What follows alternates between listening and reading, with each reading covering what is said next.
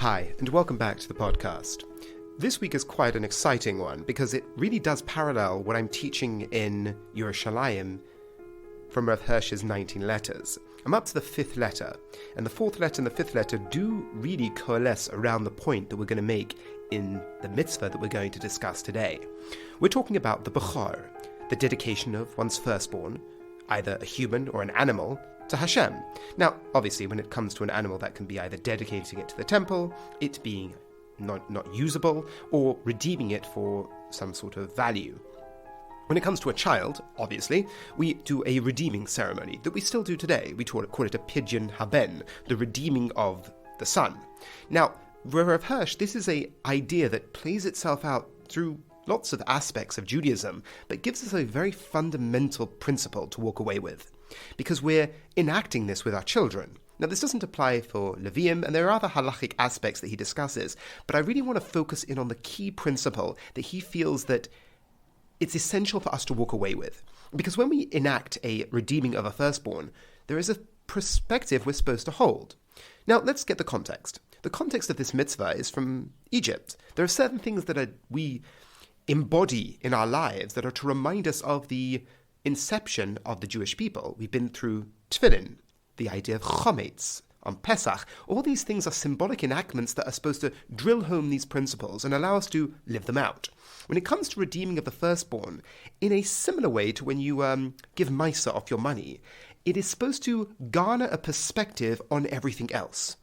You look back on everything else through the light of what you did to the first. How does this work its way through our experience? When it comes to your children or your things, there are two perspectives you can take. You can either treat it as a means, or you could treat it as an ends. From the Jewish standpoint, or a principle that we are supposed to embody, is that everything is a means. The reason why I say this becomes relevant in Rav Hirsch's discussion in 19 letters is that he is trying to invite the protagonist, the fellow Binyamin, who he's having this conversation with in this polemic work, to view the world through the lens of the Torah, if only as a make-believe experience, just to see what the Torah is asking of us. And the first thing he opens up with is that you are a gift to the world is not a gift to you. That is a radical shift in perspective, because the opening of the student or his friend in the work wants to know how Judaism achieves happiness, wants to know how Judaism achieves his goals. And Rav Hirsch's point is that on the one level I could answer you and say that the concept of happiness is very subjective. And what do you even mean by that? And do you really want that? I use a bit of a thought experiment to give this idea over to my students. We're trying to talk about the idea of happiness as being the goal. And that's something that people often think is, if you're going to guess at a purpose of being around, is you want to be happy. But it's not about being happy. On a more fundamental level, it's about being in touch with something real. And the example I used to give the Robert Nozick thought experiment about what's known as the pleasure machine. You can Wikipedia it. But I did something else, which I got from a professor, Viveki, in Toronto, to try and give over to a student that there are things in our lives, or objects in our lives, that we are supposed to be treating as means to a greater ends, not as ends in themselves, as being an ends to my own pleasure. Because when it comes down to it, that's not what we're really striving after. And the way I give it over is that I ask the students, imagine you're in a relationship with someone, a very meaningful relationship, and it's going really well, and you feel very fulfilled. If that individual was cheating on you, would you want to know? And they obviously all say, of course I would want to know. But then I ask, but then you are sacrificing the happiness that you are experiencing now in your ignorance for the truth, which will be profoundly painful. Because it's reality, and we have an innate desire to be in touch with that which is real. In a similar way, Rav Hirsch is inviting us to look at our stuff as not being ours. What do I mean by not being ours? I mean that it belongs to God. It is a gift from God, the same way you are a gift to the world. The things that you have are all gift from God. You are looking at yourself as being in a place of duty and service and responsibility. That is how the Torah is asking us to live our lives. And how we interact with the things around us, do we look at them as an expression of responsibility, or do we look at them as, what can I get from them? Or how can I be mercenary about it? What can I use it for? That tool aspect we can attach to everything is very profound. We can look at things as what they are in my possession to do with. How can I use them for a greater good? They are a means to a higher goal. And when that comes to your objects, that's quite intuitive.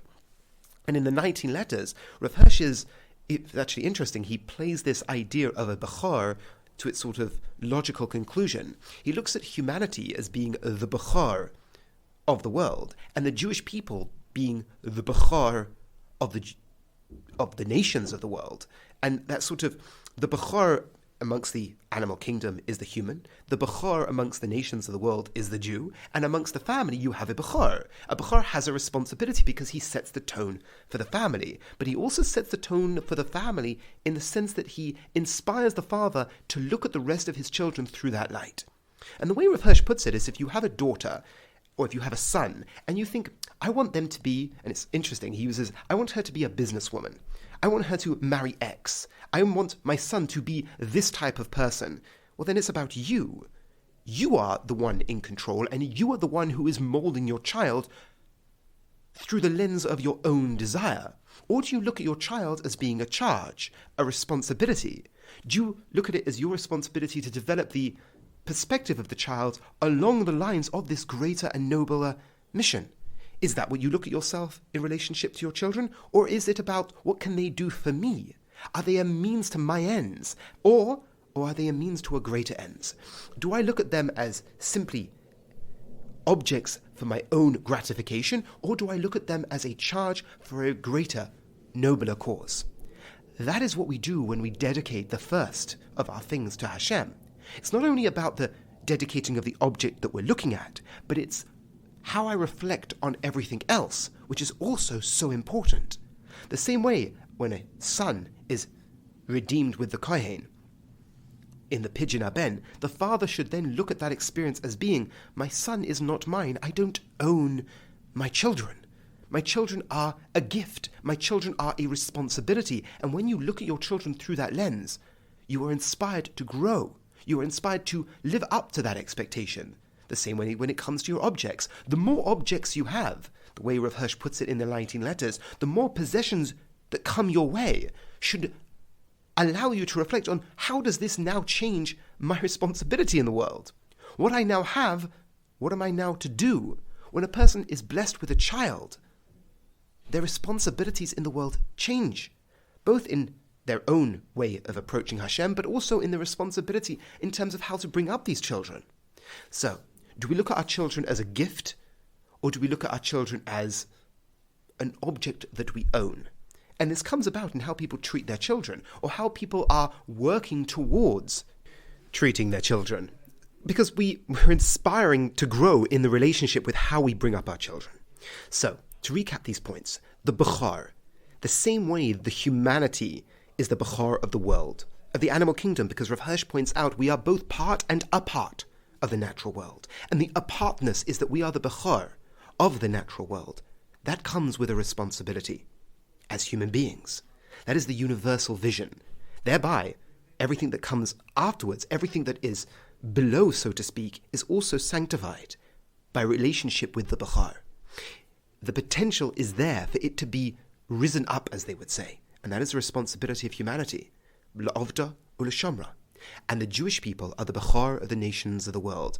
Amma meleches kohanim, the Goy Kodesh. We have a responsibility to the nations of the world. And in the same way, when it comes to the Bechor of a family, he has a responsibility. He is the first child. He sets the tone, but he also sets the perspective of the father, how he looks at the other children going forward, and how the other children are for him a responsibility, not an object of possession.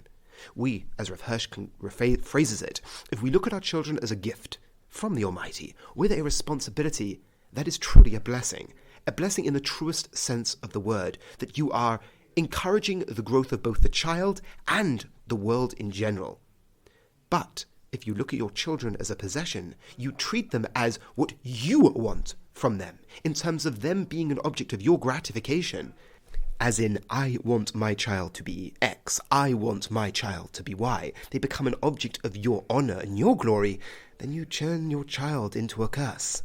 You do not develop them in any way, shape, or form to be a blessing to the world, and it always ends up bad. So, I bless us all that we can all see or gain the perspective, wherever we land on the religious spectrum, to always look at our children as a gift and a responsibility. Because it can be done whether you take a religious perspective or you take a secular perspective. And the reason why I say this is that Rav Hirsch's understanding, obviously not completely bereft of religious meaning, but Rav Hirsch draws this analogy all the way from the very beginning. We're not talking Jewish when Rav Hirsch refers to humanity being the Bechor. This idea of being given, being summoned, being a gift to the world is how we should all look at our children. We are here to serve. We are here with responsibility. That is where the oughtness comes from our experience in the world, because we look at ourselves as not just being embedded in the natural world. And from an interesting contemporary standpoint, there's something very, I suppose you could say, uninspiring, where you can have a demand for responsibility, but without looking at yourself as being apart from the world. You can't call upon me to have responsibility when you've cut away the roots that encourage that responsibility to begin with. To put it another way, to call humanity just part of nature, just another animal, but then at the same time say an extra level of responsibility is imparted to me, doesn't really make sense. You are constantly drawing on or leeching on the Torah's values of describing humanity as being part of, but apart at the same time. That apartness, that transcendent nature of what it means to be human, to be able to choose and not just simply be compelled, is what gives us the responsibility to begin with.